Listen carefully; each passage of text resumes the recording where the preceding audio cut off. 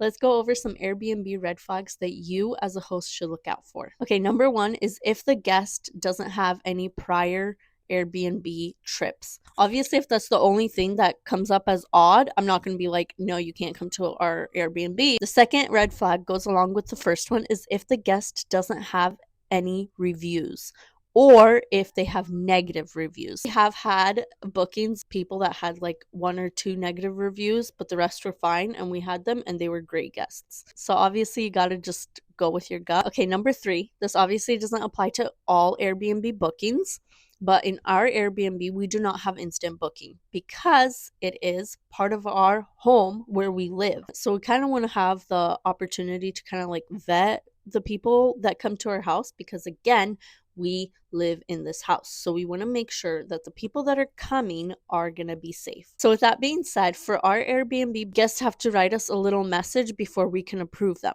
One time we had a bad experience. The person wrote one word. That is the biggest red flag for us. Obviously, you don't need to give me all the details of your trip and whatnot, but a quick message of like coming to a football game. Again, the one experience that we had that was bad, the person wrote just one word and it was odd. Okay, and the last red flag is something that I heard actually from other Airbnb hosts. They do require a 2-night minimum stay, which I'm not so sure. Not a rule that we have. The one time we did have a bad experience, it was a 1-night stay, so maybe we should have that rule, but I don't know. Let me know what you think. And if you're an Airbnb host and you have more red flags to add to the list, I'd love to hear what your red flags are.